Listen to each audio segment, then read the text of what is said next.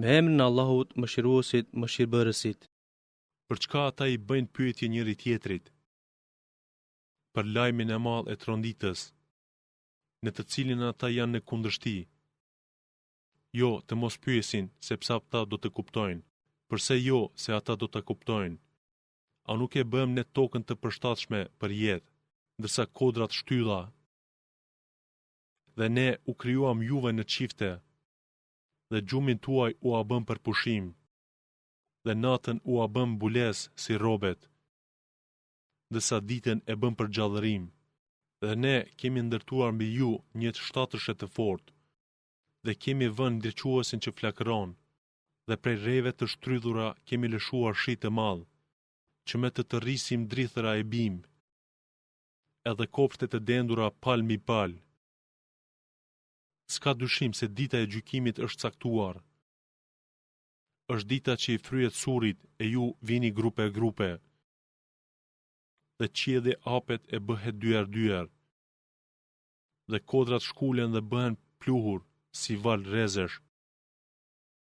E xhehenemi është në prit në pusi. Është vend strehimi i arrogantëve. Aty do të mbesin për tërë kohën pa mbarim. Aty nuk do të shijojnë as freskim as ndonjë pije, përveç ujë të val e kalbësir, si ndëshkim i merituar. Ata ishin që nuk pritnin se do të japin llogari. Dhe argumentet tona i përgënjeshtruan me këmbëgulje, ndërsa ne çdo send e kemi ruajtur me shkrim të saktë. E ju pra, vuani se ne nuk do të shtojmë tjetër vetëm se vuajtje. S'ka dyshim se të devotshmit kanë fitime të mëdha. Kopshte e vreshta rushi, edhe vasha të një moshe, edhe gota të mbushura plot verë. Aty nuk dëgjojnë fjalë të kota as gënjeshtra. Shpërblime e dhurata të shumta dhe nga Zoti yt. Zoti i qiejve i tokës dhe çka ka ndërmjet tyre, që është mëshirues, të cilët nuk kanë të drejtë t'i bëjnë vërejtje. Atë ditë Gjibrili dhe engjëjt që ndrojnë të rreshtuar, askush nuk flet pos tij që e lejon mëshiruesi dhe i cili e thot të vërtetën. Ajo është dita e vërtetë, e kush dëshiron le të kthehet rrugës te Zoti i vet. Ne u atërhoqëm juve, i dhujtarëve, vërejtjen për një dënim të afërt, në ditën kur njeriu besimtar shikon se çka i kanë sjell duart e veta, e jo besimtari thot: "Ah, sa mirë do të ishte për mua sikur të isha dhej." Me emrin e Allahut, mëshiruesit, mëshirbërësit.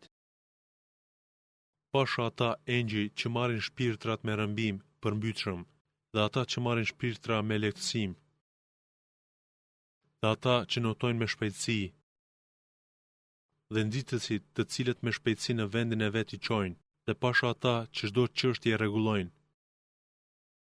Ditën që vrrullshëm bëhet dridhja, që pas saj pason tjetra. Atë ditë zemrat janë të tronditura. Shikimet e tyre janë të poshtruara, frikësuara. Ata i dhujtarët në dynja thonë: "A thua do të bëhemi përsëri kështu si jemi? A edhe pasi të jemi bërë eshtra të kalbur?" Ata thanë: "Atëherë ai kthim do të jetë dëshpërues për ne." Po ajo ringjallja nuk do të jetë tjetër pos një thirrje, klithje. Dhe ja, ata mbi sipërfaqen e tokës. Atë ka ardhur ty rrëfimi i Musait, kur Zoti i tij e pa thirrur në luginën e bekuar Tuva, rrënz kodrës Turi Sina. Shko te faraoni se vërtet ai e ka tepruar. Dhe thuaj: "E ke ndërmend të pastrohesh? Unë të udhëzoj te Zoti yt e ti t'ia kesh frikën atij." Dhe ai ja tregoi mrekullinë e madhe. Po ai e përgënjeshtroi dhe e kundërshtoi. Pastaj u kthye prapa dhe iku me të shpejt. I tuboi të gjithë të vetët dhe u mbajti fjalim, e u tha: "Unë jam Zoti juaj më i lartë." Atëherë Allahu tmerrshëm e dënoi atë për këtë të fundit dhe për atë të parën. Në këtë ndëshkim ka përvojë mësimi për atë që friksohet. A është më i rënd krijimi juaj apo ai i qiellit, e ai e ngriti atë? Ngriti kupën e tij dhe e përsosi atë. Natën ja erësoi e ditën ja ndriçoi. E pastaj tokën e shëshoi. Dhe prej saj nxori ujin e saj dhe kullosat e saj. Kurse kodrat ja përforcoi. Si furnizim për ju dhe për kafshët tuaja. E kur të vi vala e madhe kiameti, atë ditë njeriu përkujton se çka ka punuar. E xhehenemi shfaqet sheshazi për atë që e sheh. E përsa u përket atij që ka tepruar, dhe i dha përparësi jetës së kësaj bote, xhehenemi do të jenë vendi i tij. E kush i u friksua paraqitjes para Zotit të vet dhe ndaloi veten prej epsheve, xheneti është vendi i tij. Ty të pyesin për kiametin, kur do të ndodh ai? Po në çfarë gjendje je ti tua përkutosh atë? Vetëm te Zoti yt është dijenia për të. Ti je vetëm qortuesi atij që ja ka frikën atij. Ditën kur ta përjetojnë atë, atyre idhujtarëve do të duket sikur nuk kanë jetuar më tepër se një mbrëmje ose një mëngjes të saj. Me emrin e Allahut, Mëshiruesit, Mëshirbërësit.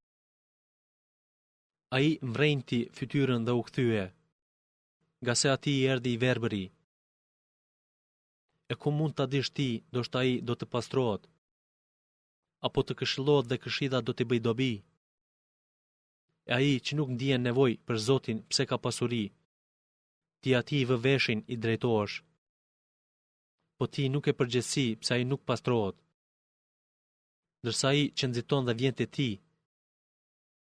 dhe me çaj friksohet, e ti nuk e zë asgjë dhe nuk ja vë veshin fjalës së tij.